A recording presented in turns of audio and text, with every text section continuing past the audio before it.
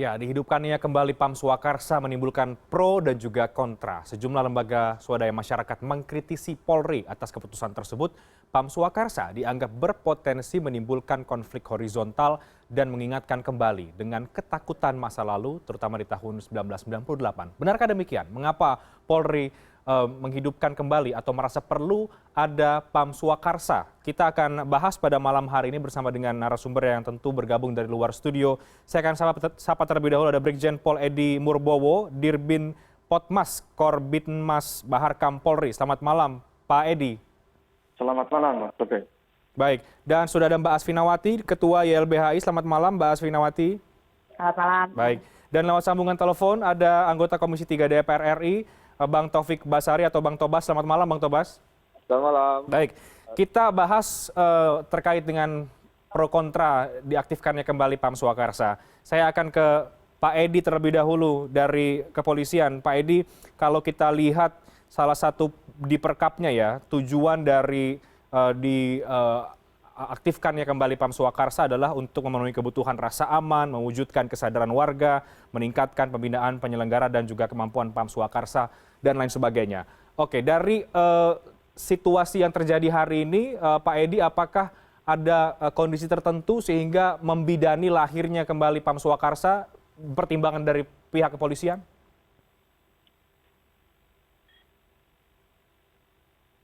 Oke, terima kasih. Yang pertama, perlu saya jelaskan dulu, Mas. Ini ada yang perlu diluruskan. Oke. Bahwa yang namanya PAM Swakarsa ini bukan barang baru. Ya. Ya, di Undang-Undang Nomor 2, Mas, tahun 2002 tentang Polri, di pasal 3, ya itu sudah diatur tentang PAM Swakarsa.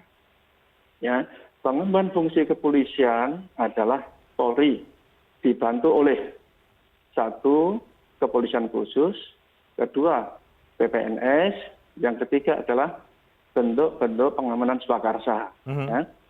Kemudian di dalam penjelasan di Undang-Undang Nomor 2 itu juga diatur Satpam adalah salah satu bentuk pengamanan Swakarsa. Ya, kemudian lingkup tugasnya itu jelas, mereka berada di bidang preventif, Mas. Ya. Di bidang preventif, kemudian wilayah tugasnya juga dibatasi, yaitu berada di lingkungan kerja masing-masing. Oke. Ya, kemudian Satpam ini juga ada organisasinya, yaitu dia dikelola oleh BUJP. Oke. Makanya sesuai dengan penjelasan di pasal 3 dan pasal 1 angka 1 Perpol, ya, ini bukan perkap ya, tapi Perpol, karena ini mengatur keluar, namanya Perpol. Kalau perkap itu hanya mengatur di dalam Polri. Itu diatur, Mas, ya, bentuk pengamanan oleh pengemban fungsi kepolisian atas kemauan, kesadaran, dan kepentingan warga masyarakat itu sendiri, kemudian dikukuhkan oleh Polri. Itu sudah diatur di Undang-Undang Nomor 2. Kemudian itu diatur lagi di pasal 1 angka 1 di Perpol Nomor 4 tahun 2020. Baik. Ya. Baik. Pak Edi, kalau bukan barang baru, mengapa kemudian perlu ada Perpol ini?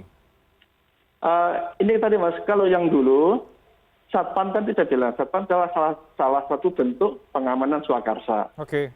Dulu diatur di Perkap 24, nomor 24 tahun 2007. Ya. Kemudian karena itu berubah, karena Perkap hanya mengatur ke dalam, padahal kegiatan ini mengatur keluar, sehingga direvisi menjadi peraturan kepolisian atau Perpol. Itu, Mas. Oke, jadi siapa saja, Pak Edi, mungkin bisa dijelaskan kepada publik ya, agar kemudian tidak jadi distorsi. Siapa saja yang berhak menjadi anggota PAM Swakarsa ini yang diatur di dalam Perpol ini? Ya, pertama tadi bentuk-bentuk pengamanan Swakarsa kan ada 3 kategori, Mas, ya. Satu itu Satpam. Kemudian kedua Satkamling. Ya. Kalau Satpam itu bisa direkrut dari masyarakat sipil, orang perseorangan. Kemudian di Perpol itu bisa juga direkrut dari purnawirawan Polri dan purnawirawan TNI. Oke. Ya, itu kalau Satpam. Kalau Satpam dan kalau Satpam itu dikelola oleh BUJP, Mas ya, Badan Usaha Jasa Pengamanan. Nah, kemudian kalau Satkamling itu sumbernya adalah warga masyarakat. Biasanya mereka tugasnya yang kita kenal dengan ronda malam, ya, ronda malam, sehingga wilayah tugasnya mereka ada di pemukiman penduduk, ya. Jadi tugasnya juga sama, menjaga keamanan dan ketertiban supaya tidak terjadi gangguan keamanan. Oke.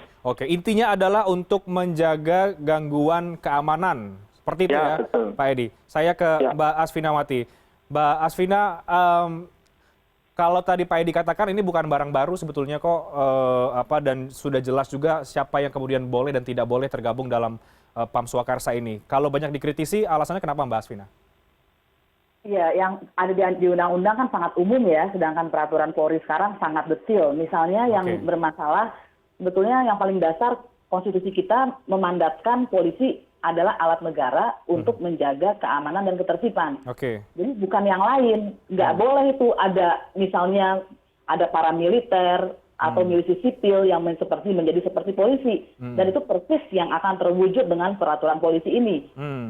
Kalau kita ambil ini ya, misalnya pengemban fungsi kepresidenan, tapi bukan presiden, pengemban fungsi menteri, tapi bukan menteri. Nah, kita bisa bayangkan tuh kira-kira bagaimana, karena yang punya kewenangan, yang punya tanggung jawab, kewajiban, dan juga punya kemudian aturan-aturan membatasi dia polisi, kan itu tidak mengacu kepada Satpam atau yang tadi disebutkan yang di Kamling itu.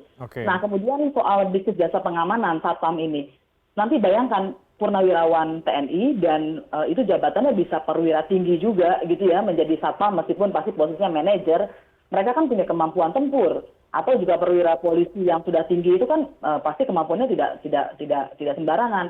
Nah, sedangkan Satpam kan sangat berbeda dengan untuk TNI dan polisi. Nah, dan orang yang sudah ahli itu kan tidak bisa mengerem kemampuannya sampai sejauh apa. Kalau kita bayangkan ada konflik antara masyarakat adat, petani, buruh dengan perusahaan, maka ada konflik kepentingan di situ karena ketika si Satpam ini melakukan kekerasan, yang memberikan izin usaha itu harus dengan rekomendasi Polda. Yang melatih adalah polisi, yang mengawasi adalah kepolisian.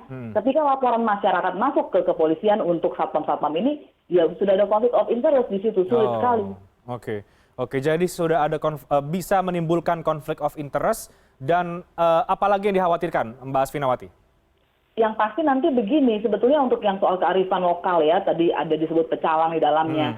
Saya melihatnya memang di satu sisi seolah mengakomodir, tapi sebetulnya itu menundukkan kearifan lokal ke dalam institusi formil, dalam hal ini polisi, karena harus dikukuhkan kan oleh kepolisian. Selain itu yang mengukuhkan kan ada dua bagian itu, Baharkam dan apa, saya lupa detailnya itu ya. Nah, kalau ini dalam setting keinstitusian secara umum ya, bukan yang terjadi gitu ya, maka dia akan sangat menempel pada orang-orang di divisi itu, sehingga besar sekali kemungkinan untuk menyalahgunakan. Kita dengar cerita Pak Kiflan Zen gitu ya, bagaimana PAM Swakarsa itu kemudian dimanfaatkan oleh kepentingan kelompok, bukan kepentingan pemerintah, apalagi kepentingan negara. Gitu, itu sebetulnya yang dikhawatirkan. Dan sebetulnya begini, yang namanya konflik kepentingan itu tidak harus terjadi. Justru konflik kepentingan seperti di Undang-Undang Administrasi Negara itu dicegah agar tidak terjadi. Itu namanya esensi konflik kepentingan. Oke. Sebelum saya ke Bang Tobas, ke Brigjen Pol Edi lagi. Pak Edi, ada yang ingin ditanggapi Pak Edi dari disampaikan oleh Mbak Asfinawati ini soal berpotensi menimbulkan konflik of interest tadi, Pak Edi, dan juga bukankah kemudian diatur polisi sebagai alat negara untuk Kamtipnas tadi itu? Ya. Jadi kita kembali lagi ke pasal 3, Mas ya. Pasal 3 Undang-Undang Nomor 2 itu kan di situ berbunyi bahwa pengemban fungsi kepolisian adalah Polri dibantu oleh. Nah, itu kan ada kata-kata itu dibantu oleh yang 3 unsur tadi. Nah, kemudian di dalam pengelolaan Satpam itu mereka kan Satpam itu kan dikelola atau direkrut, kemudian dilatih, kemudian dikukuhkan, setelah itu kan dipekerjakan. Itu oleh BUJP, Mas. Itu oleh BUJP. Kemudian selanjutnya untuk di pelatihannya sendiri itu sudah ada standar kompetensi kerjanya, Mas.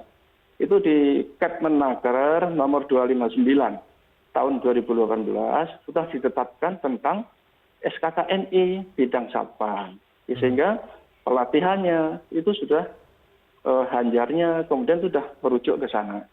Kemudian selanjutnya di dalam perjalanannya kan Polri itu tidak hanya mendidik, melatih, juga mengawasi, mengendalikan mereka, yaitu melalui kegiatan-kegiatan baik supervisi, asistensi, monitoring, evaluasi, sampai audit kepada mereka, terutama di BUJP tadi, Mas. Oke. Ya. Baik, Pak Edi, saya masih belum mendapat gambaran apa situasi hari ini yang menjadi alasan utama perlu ada perpol ini. Apa situasi keamanan apa? Apakah sedang ada kondisi yang mengkhawatirkan menurut pertimbangan atau kajian dari pihak kepolisian, atau ada yang darurat atau berpotensi ada kejadian yang cukup berbahaya sehingga perlu ada dibuat ini? Apa Pak Edi? Pasal itu tidak, Mas. Ini prosesnya sudah lama, Mas, tahun 2018 ya. Tahun 2018 itu sudah dimulai proses revisi atau rancangan Perpol 4 ini, yang kemudian nama rancangan Perpol Panswakarsa yang kemudian disahkan nomor 4 ya tadi itu, proses sudah lama. Itu melalui dibentuk tim Pokja oleh kepolisian. Di kepolisian itu berarti ada Barkam sendiri, kemudian Divkum Polri, kemudian dari Lemdiklat, kemudian dari para praktisi, akademisi juga kita libatkan. Sehingga sinkronisasi, harmonisasi internal maupun eksternal, kalau eksternal kan di Kementerian Hukum dan HAM, itu sudah kita lakukan. Sehingga perlu waktu kurang lebih 3 tahun ya. 2018, 2019, 2020 ini. Jadi bukan karena situasi sekarang. Kalau bicara Satpam, situasi sekarang, justru mereka sekarang diberdayakan dalam upaya pendisiplinan ya, penerapan protokol kesehatan di lingkungan kerja dia masing-masing ya, karena dia bekerja dikelola oleh BUJP. BUJP itu kan berarti kontrak kerja dengan penggunanya ya. Sehingga mereka diberdayakan di dalam disiplin penerapan protokol kesehatan di lingkungan kerja mereka masing-masing. Oke. Saya ke Bang Tobas. Halo Bang Tobas. Ya. Baik, Bang Tobas sudah menyimak tadi ya diskusi antara Pak Edi dengan juga Mbak Asfinawati dari YLBHI. Komisi 3, Anda melihat pengaktifan kembali PAM Swakarsa ini, apakah ini memang berpotensi menimbulkan masalah atau sebetulnya tidak ada masalah kalaupun kemudian ada PAM Swakarsa dihidupkan kembali, Bang Tobas? Ya, sebenarnya jika menilik pada niat ya adanya peraturan ini, itu kan didasarkan pada keinginan untuk adanya peraturan yang mengatur tentang partisipasi masyarakat untuk membantu Polri dalam hal menciptakan keamanan dan ketertiban di tengah-tengah masyarakat. Nah, namun ketika dia kemudian sudah menjadi suatu peraturan, ada beberapa permasalahan yang menurut saya bisa kemudian menjadi masukan bagi pihak Polri untuk melakukan revisinya. Apa saja, Bang Tobas? Yang pertama, saya ingin menyoroti soal nomenklatur dulu, soal istilah. Istilah yang digunakan kan meskipun memang ada rujukannya di undang-undang, tapi problemnya adalah istilah PAM Swakarsa itu adalah istilah yang menimbulkan traumatik. Karena kita kan juga harus belajar dari pengalaman yang kita alami di tahun 98 ya, di mana saat itu negara membentuk PAM Swakarsa yang diinisiasi oleh militer, kemudian PAM Swakarsa ini dihadap-hadapkan dengan para pengunjuk rasa dan akhirnya menimbulkan korban sampai ada tragedi Semanggi I. Ini kan jangan sampai kemudian niat yang sebenarnya ingin mengatur soal partisipasi masyarakat karena ada istilah yang menimbulkan traumatik, akhirnya publik akan memandangnya ke arah yang negatif. Jadi menurut saya pertama adalah mungkin bisa dipertimbangkan untuk merevisi nomenklaturnya istilah PAM Swakarsa itu menjadi misalnya peraturan Polri tentang partisipasi masyarakat dalam keamanan dan ketertiban, atau langsung saja seperti objeknya ya, peraturan Polri tentang Satpam dan Satkamling. Nah, itu baru nomenklatur. Nah, sekarang soal substansi.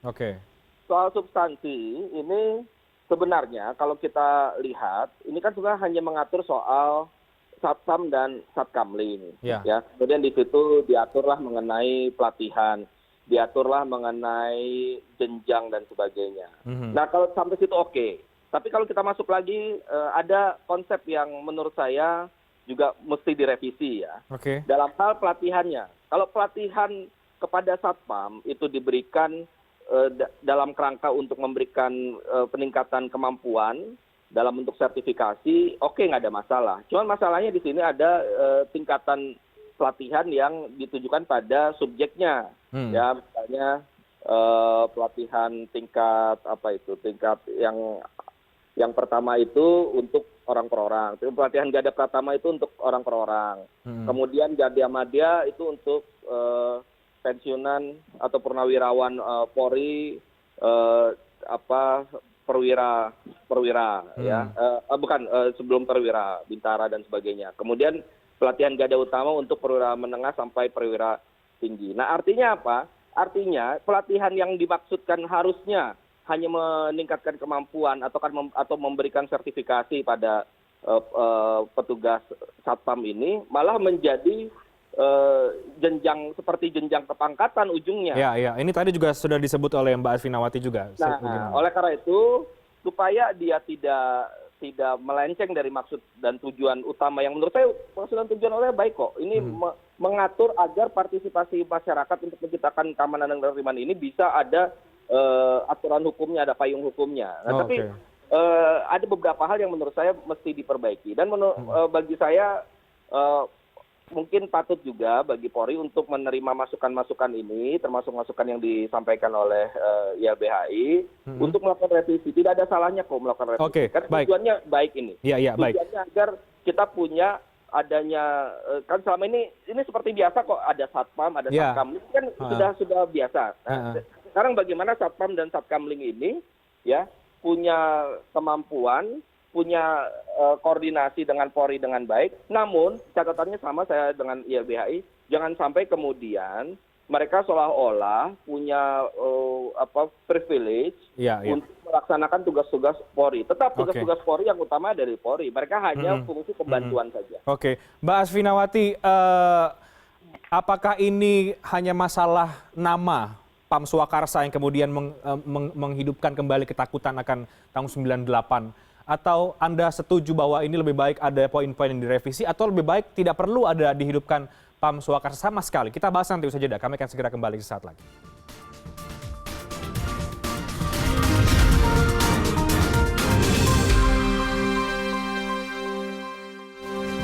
Baik, saya akan langsung ke Mbak Asfinawati. Mbak Asfi, seperti apa dari Anda, apakah memang ini hanya nomenklatur nama Pam Swakarsa yang sebaiknya diganti atau poin-poin yang direvisi atau bahkan lebih baik ditiadakan saja? Bagaimana pendapat Anda? Iya, pertama betul sekali Pam Swakarsa itu dalam sejarah Republik Indonesia sudah terasosiasi dan sudah menjadi milik dari sebuah peristiwa, begitu. Dan kalau kita lihat Undang-Undang Kepolisian, dia tidak menyebut Pam Swakarsa sebagai entitas, tapi bentuk-bentuk Pam Swakarsa yang namanya bisa lain. Dan kalau memang dan saya sangat sepakat ini harusnya kalau mau ditulis partisipasi karena begini, di undang-undang itu disebut pengemban fungsi kepolisian, undang-undang Polri maksud saya, pengemban fungsi kepolisian adalah Polri dengan dibantu. Jadi biasanya membantunya itu memediasi orang berantem dan itu kan biasa saja karena tanpa ada peraturan Polri pun orang ada berantem di kampung dimediasi gitu. Nah, tapi di dalam peraturan Polri ini sudah berubah. Kalau kita lihat ayat 1-nya, pasal 1 angka 1-nya langsung menyebut Pam Swakarsa adalah suatu bentuk pengamanan oleh pengemban fungsi kepolisian. Jadi sudah ada penyelewengan pengemban fungsi kepolisian, sekarang adalah Pam Swakarsa, bukan kepolisian lagi. Nah justru sebetulnya ketika kami ini protes, ini sebetulnya untuk mengembalikan pengemban fungsi kepolisian yang hanya Polri, nggak boleh yang lain gitu. Seperti pengemban fungsi pertahanan, tidak boleh yang lain, hanya TNI. Kalau itu menjadi paramiliter, itu yang di dalam khasanah hak asasi manusia, ketika ada perselesaian konflik itu harus dibubarkan karena itu pembentukannya sendiri sudah menjadi pelanggaran HAM tersendiri gitu. Ada pihak swasta yang memegang senjata, yang memegang wewenang fungsi seperti polisi atau seperti TNI. Apalagi kemudian ini purnawirawan TNI kemudian masuk ke dalam fungsi keamanan dan ketertiban. Ini makin rumit lagi nih gitu ya. Orang yang sudah biasa tempur nggak bisa diturunin kemampuannya, yang bisa orang yang rendah kemampuannya dipacu untuk tinggi. Gitu. Nggak mungkin, apalagi ini pastinya ini kalau yang tingkat manajer ini yang utama ini adalah perwira tinggi kombes gitu, yang menengahnya saja sudah ajun kombes. kemudian TNI-nya juga perwira tinggi. Ini kan bukan main-main kemampuannya, bukan untuk level satpam. Jadi memang pertanyaan untuk apa ini gitu ya. Dan seperti saya katakan tadi, sebuah aturan itu sebetulnya tidak perlu ditunggu untuk terjadi. Kita sudah bisa membayangkan ekses-ekses yang akan timbul.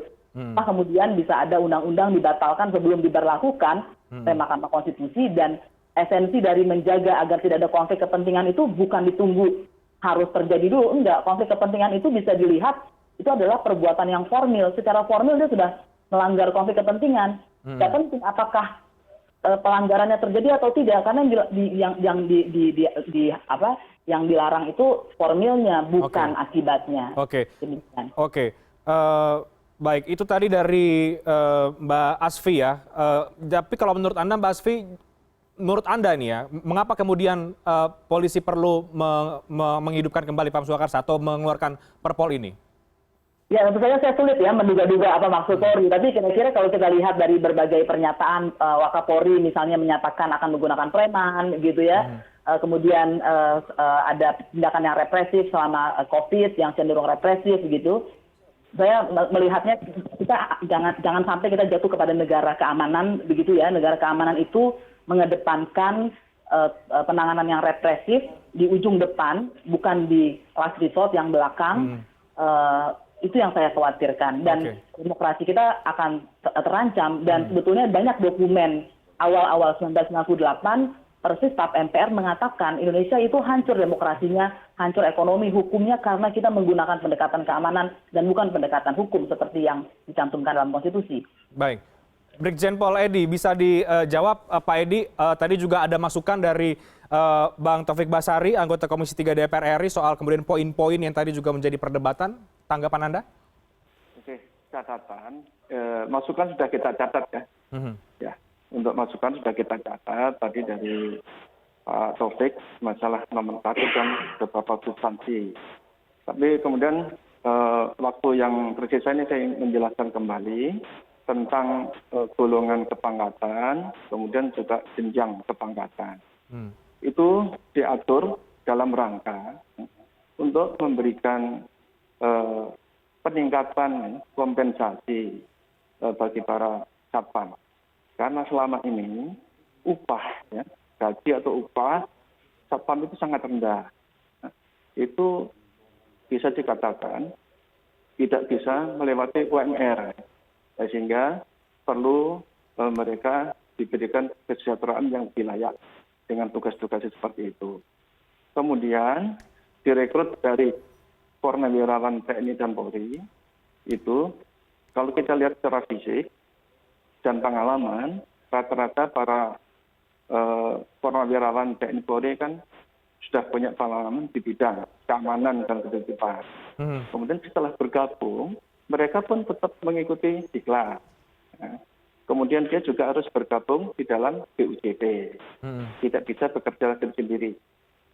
Kemudian apa yang dikatakan Mbak Adina, apa yang disampaikan Pak Wakapolri kan sudah dijelaskan kembali oleh beliau, dan tidak ada kaitannya sama ini, ya. Nggak ada kaitannya dengan Pam Swakarsa. Kebetulan aja memang proses ini panjang berarti 3 tahun, dan kebetulan bulan Agustus kemarin baru mendapatkan pengesahan. Ya, gitu. Oke, baik. Bang Tobas, ada yang ingin Anda tambahkan, Bang Tobas? Ya, kalau saya melihat bahwa sebenarnya maksud dan tujuan dari Polri ini positif ya, baik gitu ya. Artinya tidak ada maksud dan tujuan lain seperti misalnya ingin membuat pasukan khusus lah, ingin seperti yang kita bayangkan yang buruk-buruk, tidak. Saya melihat ini sebenarnya niatnya bagus ya, untuk mengatur soal partisipasi masyarakat untuk turut serta dalam membantu keamanan lingkungan. Tapi yang jadi soal adalah ketika masuk ke dalam konsep-konsep yang ada dalam peraturan ini, ya, di mana konsepnya menjadi tidak sesuai dengan maksud dan tujuan yang utama dan menimbulkan pertanyaan-pertanyaan. Contohnya ya, misalnya buat saya kalau seorang purnawirawan Polri itu setelah menjadi purnawirawan dia punya hak yang sama dengan warga negara Indonesia lainnya. Jadi tidak ada soal ketika juga harus terlibat di sini. Tapi yang jadi masalah justru di dalam peraturan ini dibuat misalnya yang bisa menjadi punya golongan kepangkatan manajer itu hanya Polri, ya, manajer dan supervisor. Nah, sementara purnawirawan Polri maksudnya. Sementara purnawirawan Polri kan tidak banyak. Nah, kenapa kemudian konsepnya bukan dibuat seperti itu? Jadi tetap ini jenjangnya seperti ya ada swasta yang menyelenggarakan jasa pengamanan, kemudian ketika ada orang yang punya kemampuan atau pengalaman dengan sekian tahun, dia bisa menaikkan jenjang golongan gajinya dan sebagainya. Jadi konsepnya konsep sipil biasa saja. Ya, yang akhirnya pikiran-pikiran yang tadi mungkin muncul seperti yang disampaikan Aswin tadi tidak akhirnya dituduhkan pada niat yang dan tujuan yang tertuang di dalam peraturan ini. Jadi sudahlah, biarkan ini direvisi untuk kemudian maksudnya adalah bagaimana Satpam dan Satkamling bisa diatur, satu. Ya, bagaimana kemudian Satpam dan Satkamling ini bisa melakukan koordinasi dalam hal membantu kepolisian menciptakan rasa aman di lingkungan ini, yang dengan tetap, saya setuju tadi kata Asun, tetap yang utamanya adalah Polri dan harus ada pembeda. Seperti saya juga mau mengkritik soal penggantian warna seragam ya, Satpam itu ya. Justru ditama-tamakan sama Polri, akhirnya masyarakat akan melihat ya mereka jangan-jangan Polri juga, itu malah rancu. Tetap harus kita bedakan. Itu ya Polri. Satpam ya Satpam. Cuman adalah yang kita inginkan adalah Satpam yang ada sekarang punya kompetensi, bahkan mungkin punya sertifikasi. Bahkan salah satu poin yang harus diberikan kompensasi kepada para Satpam ini adalah dalam rangka untuk mereka tidak melakukan tindakan-tindakan eksesif. Terus polisi yang memberitahukan, kamu Satpam loh, kamu sebagai Satpam selain kemampuan untuk menjaga keamanan, tapi kamu juga punya batasan-batasan, tidak boleh ini harus senyum dan sebagainya. Nah, itu yang justru ditekankan ketika Polri melibatkan Satpam ini dalam pelatihan yang dibuat oleh Polri. Oke, sehingga tidak menimbulkan kecurigaan atau ketakutan ini bisa bertindak semena-mena atau ada arogansi, begitu maksud Anda, Bang Tobas? Betul. Jadi gini, niatnya oke, ya. Dan akan menjadi positif ketika implementasinya oke. Karena itu aturannya harus tidak bermasalah. Nah, tapi kalau dari aturannya sendiri sudah menimbulkan pertanyaan-pertanyaan, ya memang kekhawatiran-kekhawatiran bahwa ada ekses negatif terhadap konsep yang tertuang di dalam peraturan Polri ini, itu akan muncul. Karena itu kita kan ingin agar masyarakat bisa menerima dengan baik yang inisiasi dari Polri yang sebenarnya baik, ya. Karena itu tidak ada masalah lah untuk dipertimbangkan, dikaji lagi, ya, agar bisa diterima dengan baik oleh masyarakat. Oke, tapi ini perlu tidak menurut Anda, Bang Tobas? Saya malah berposisi bahwa ini perlu. Peraturan Polri yang mengatur tentang partisipasi masyarakat untuk membantu Polri menjaga keamanan itu perlu diatur. Karena faktanya memang sudah ada, ya. Satpam itu faktanya sudah ada. Satkamling sudah ada. Nah, karena itu peraturannya perlu. Nah, tinggal bagaimana isi dari peraturan itulah yang mesti kita perkuat dengan batas-batas yang ada, dengan pembatasan-pembatasan dan pembedaan antara Polri dengan Satpam dan Satkamling ini, serta justru ada masukan-masukan untuk agar Satpam dan Satkamling itu justru bisa menjamin rasa aman di tengah-tengah masyarakat karena mereka menempatkan diri bukan sebagai Polri, tapi menempatkan diri sebagai bagian dari anggota masyarakat yang bisa senyum, bisa menyelesaikan persoalan karena yang menyelesaikan adalah anggota masyarakat itu sendiri. Jadi konsep itu yang menurut saya harus dibangun dan saya yakin kok Polri sebenarnya tujuannya ke sana. Oke. Codoran memang dalam hal ketika mengatur di dalam poin-poin di dalam aturan Polri ini. Oke, baik. Mbak Asvin, ada yang ingin Anda tanggapi lagi, Mbak Asvin? Iya, pertama begini ya, soal tadi supaya mengangkat derajat Satpam ini ada pasal yang agak aneh menurut saya ya, bahwa Satpam dari orang perseorangan, usia pensiunnya akan lebih dini daripada yang dari polisi atau purnawirawan Polri atau TNI. Yang pelaksana 56, sedangkan yang Polri TNI purnawirawan 60, yang perorangan untuk supervisor 58, sedangkan untuk purnawirawan Polri dan TNI 65 dan manajer 70, sama-sama 70. Nah, yang mau saya katakan sebetulnya, saya pikir yang diperlukan sebetulnya panduan. Polri perlu membuat panduan agar Satkamling itu mendapatkan pengetahuan bagaimana sih cara kemudian mengawasi lingkungan yang baik. Ini bukan peraturan, gitu. Bikin pelatihan, buku panduan. Saya ingat misalnya ada surat edaran Polri tentang hate speech, gitu ya, yang mengedepankan harus memediasi, memantau kalau ada konflik. Nah, kalau mereka tidak tahu konflik itu asal muasalnya bagaimana mereka bisa menjalankan. Jadi yang diperlukan sebetulnya buku panduan menurut saya, dan kemudian pelatihan itu, bukan peraturan, karena mereka kan masyarakat, gitu. Sedangkan konstitusi mengatakan penjaga keamanan ketertiban ya hanya Polri, nggak boleh.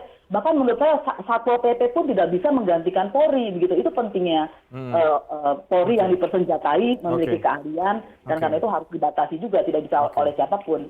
Oke, baik. Pak Edi, menjawab tadi juga ditanyakan oleh Bang Tobas, dan ini mungkin kecil tapi bisa menimbulkan kebingungan soal seragam yang kemudian warna coklat yang juga menjadi buah bibir di masyarakat ini, karena nanti bisa berpotensi menimbulkan kebingungan misalnya.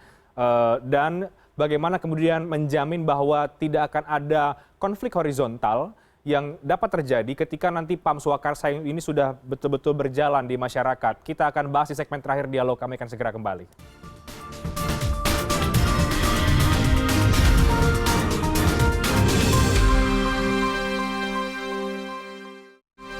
Anda kembali di CNN Indonesia Newscast. Tadi kita sudah banyak membahas soal pro kontra pengaktifan kembali PAM Swakarsa, juga sudah dijelaskan oleh Brigjen Pol Edi Murbowo. Ada banyak juga masukan dari Bang Taufik Basari dan juga Mbak Asfinawati. Saya ke Pak Edi lagi kalau begitu. Pak Edi, ini dari hal yang kemudian soal seragam dulu ya. Pak Edi, ini agak spesifik tapi juga menarik untuk ditanyakan ke Anda. Soal warna coklat tadi tuh, bagaimana Pak Edi? Ya. Oke, di konsep yang baru, memang benar itu warna seragam Satpam dan Polri itu miripnya, mirip, tapi tidak sama. Mirip itu tidak sama. Karena warna seragam Satpam itu nanti lebih terang, ya, lebih terang, gradasinya sampai 30%. Sehingga itu untuk membedakan. Kemudian nanti perbedaannya juga bisa dilihat dari atribut-atribut yang digunakan, mulai dari tutup kepala, terus semua atribut yang ada di baju itu paling mencolok itu kan kelihatan nanti di label namanya, dia akan warnanya putih. Kalau di Polri itu ada sebelah kiri ada tulisan Polri, kalau dia ada tulisan Satpam. Kemudian tanda kewenangan dan lainnya juga berubah. Badge sebelah kiri kalau anggota Polri itu adalah tanda kesatuan kita, kalau Satpam itu tanda BUJP yang mempekerjakan dia. Kemudian di sebelah kanan adalah badge Polri sebagai pembina dia. Kemudian untuk antisipasi supaya tidak terjadi penyimpangan, satu kita perlu sosialisasi. Pasti sosialisasi perlu kita lakukan supaya masyarakat tahu, paham, ya, supaya mereka bisa membedakan. Kemudian yang kedua, kan mereka itu dipekerjakan oleh BUJP. Tidak ada Satpam itu yang bekerja sendiri. Sehingga BUJP pun itu juga melakukan pengawasan. Kemudian kita secara internal juga ada pengawasan melalui supervisi, asistensi, termasuk audit kita, BUJP pun kita audit bagaimana aktivitas dia. Nah, kemudian yang berikutnya lagi di kita juga ada aplikasi Binmas Online System, itu juga di situ ada data-data BUJP dan data Satpam. Sehingga datanya mereka itu ada di kita semua. Dan ketika rekrutmen pun itu sudah bisa diverifikasi di sana. Karena aplikasi kita sudah terkoneksi dengan, kita sedang merintis dengan terkoneksi dengan Dukcapil. Sehingga data-data calon pelamar nanti sudah terverifikasi di sana. Kemudian yang kedua, Mas, masalah wewenang Satpam kan terbatas, ya. Wewenangnya dia hanya lingkup tugas preventif. Hanya pengaturan, penjagaan, pengawalan, patroli, pengamanan TKP. Hanya itu dia tugasnya. Kemudian batasan kedua, di lingkungan tugasnya dia. Tugasnya kalau Satpam itu dikelola oleh BUJP, kemudian kontrak kerja dengan perusahaan. Berarti dia lingkungan tugasnya di perusahaan itu. kalau kemudian bisa lagi soal warna, Pak Edi, jadi sebetulnya apa pertimbangan khusus kemudian mengganti menjadi atribut berwarna coklat meskipun tone-nya agak berbeda sedikit? Ya, kalau kita lihat dari psikologi warna itu kan warna coklat itu kan warna tanah Mas ya. Warna alam. Tanah, bumi itu kan pusat kehidupan. Oke. Dan situ polisi, satpam juga harus menjamin kehidupan itu supaya tetap berlangsung dengan baik. Sehingga warga masyarakat itu bisa produktif, bisa menghidupi dirinya sendiri. Oke. Kemudian antara Polri sebagai pembina dan satpam sebagai pengemban fungsi kepolisian terbatas tadi, dengan warna yang mirip ini, kita berharap terdapat sinergi secara psikologis, kita bisa sinergis, kemudian menimbulkan kebanggaan para satpam, kemudian pada akhirnya upaya pemuliaan profesi satpam ini bisa tercapai. Oke, baik. Mbak Asvin, terlepas dari soal warna, bagaimana kemudian agar ini menjamin bahwa tidak ada konflik horizontal? Ini kan menjadi kekhawatiran ya. Tadi sudah cukup terjawabkah menurut Anda atau masih ada yang perlu ditambahkan? Ya, menurut saya penjelasan, kalau tadi kan penjelasannya memang baik-baik saja, tapi apa teksnya bukan begitu gitu ya. Misalnya juga di dalam teksnya ada disebutkan Satkamling itu melakukan tindakan kepolisian non-justisial. Itu apa? Saya nggak tahu. Non-justisial itu tidak melalui pengadilan. Tindakan kepolisian itu bisa nangkep, itu tindakan kepolisian gitu. Dan tidak ada penjelasan sehingga dia bisa ditafsirkan macam-macam. Begitu. Nah, itu satu. Kemudian soal satpam ya, kalau tadi kan Satkamling. Kalau satpam itu jangan dibayangkan perusahaan buruh atau pabrik yang kecil di Jakarta. Ada perusahaan-perusahaan ratusan hektar di Kalimantan sana, kebun kelapa sawit ratusan hektar, atau tambang begitu ya, Freeport itu luas sekali gitu. Mobil-mobilnya saja lebih tinggi daripada manusia gitu. Nah, bagaimana jadi menjawab itu dia bisa tidak terbatas, dia akan menjadi sangat powerful satpam itu, apalagi tadi dengan kualifikasi manajer yang adalah mantan purnawirawan. Oke, nanti Bang Tobas terakhir, sedikit direspon Pak Edi. Oke, yang dimaksud non justisi Pak itu yang preventif tadi Mas ya, betul. Tapi non justisial itu berarti kan yang preventif.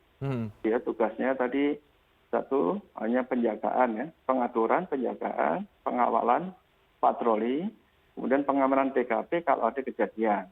Dan mengambil tindakan pengamanan pertama kalau terjadi sesuatu, paling tidak dia bisa mengamankan. Misalnya ini di kawasan Pertamina atau di gas itu, sehingga dia tahu ini barang-barang berbahaya, sehingga dia bisa melakukan tindakan-tindakan supaya tidak jatuh korban. Itu yang dimaksud yang justisi tadi preventif. Oke, saya ke Bang Taufik Basari. Terakhir Bang Taufik Basari, seperti apa Anda melihat ini agar tidak terjadi kekhawatiran-kekhawatiran? Apakah ini perlu artinya pengawasan ya, dan seperti apa polisi harus mengawasi kebijakan dari Perpol ini? Ya, saya akan konstruksikan kesimpulan saya seperti ini. Jadi pertama, ide dan gagasan untuk adanya peraturan mengenai partisipasi masyarakat ya untuk keamanan dan ketertiban itu adalah ide gagasan yang positif, yang baik, yang bagus. Tidak ada masalah ide gagasannya. Nah, yang kedua, dengan ide gagasan yang baik ini maka harus dibentuk suatu peraturan yang jelas, yang rigid, yang punya batasan-batasan. Panduan tadi kalau Mbak Asvin katakan juga itu. Ya, bisa panduan, bisa peraturan pun juga tidak masalah sepanjang dia jelas dan ada batasan-batasan yang tidak menimbulkan multitafsir, tidak menimbulkan prasangka, tidak menimbulkan dugaan-dugaan. Nah, peraturan yang baik itu kan ketika dibaca sudah clear, sudah jelas maksud dan tujuannya. Tapi kalau kemudian peraturan itu dibaca bisa ada tafsir macam-macam, termasuk juga tafsir yang negatif, ya berarti isi atau materi muatan dari peraturan tersebut harus diperbaiki. Nah, kemudian ada konsep yang juga harus diperbaiki ya. Yang pertama adalah bahwa kita setuju bahwa Satpam dan Satkamling itu harus ada koordinasi dengan Polri. Satu, harus dilatih agar dia punya kompetensi. Dua, kemudian juga harus jelas batasan-batasan tugas-tugasnya. Nah, sekarang yang mesti benar-benar diperbaiki dari peraturan ini adalah pertama konsep perekrutannya yang kemudian ada dibedakan antara perseorangan dengan purnawirawan Polri yang juga terkait dengan pelatihan dan jenjang itu tadi ya. Kita kalau misalnya yang seperti ini saya bisa pastikan yang dimaksud dengan manajer atau supervisi itu akan sedikit sekali karena kita tidak bisa membayangkan purnawirawan Polri akan mengisi semua posisi manajer dan supervisi sedemikian banyaknya dari kebutuhan-kebutuhan Satpam ini. Jadi itu diperbaiki yang pertama. Nah yang kedua adalah yang paling penting juga ditegaskan soal apa yang kemudian kita inginkan Satpam ini. Ya, tugas tanggung jawabnya kan tetap ada Badan Usaha Jasa Pengamanan di situ. Nah karena itu jangan kemudian mengesankan ini adalah kelompok baru. Tidak, ini adalah profesi ya, profesi Satpam profesi Satpam yang dikelola oleh Badan Usaha Jasa Pengamanan yang kemudian Polri membantu agar mereka punya kemampuan-kemampuan yang baik dan bagus serta mereka paham apa yang menjadi tugasnya ya dalam hal juga berkoordinasi dengan Polri. Menurut saya idenya lanjutkan, tapi alangkah baiknya apabila peraturan ini direvisi. Oke. Mudah-mudahan diskusi ini menjadi masukan untuk teman-teman di kepolisian ya Pak Edi. Seperti apa? Baik. Terima kasih banyak. Semoga apa yang kita bahas hari ini juga ada masukan yang positif terkait dengan pro kontra terkait pengaktifan kembali Pam Swakarsa. Terima kasih banyak Brigjen Pol Edi Murbowo. Terima kasih Mbak Asfinawati. Terima kasih Bang Taufik Basari. Terima kasih sudah bergabung bersama kami pada malam hari ini. Kepolisian daerah Lampung melakukan rekonstruksi kasus penusukan terhadap pendakwah Syekh Ali Jaber di 2 lokasi. Kami akan segera kembali sesaat lagi.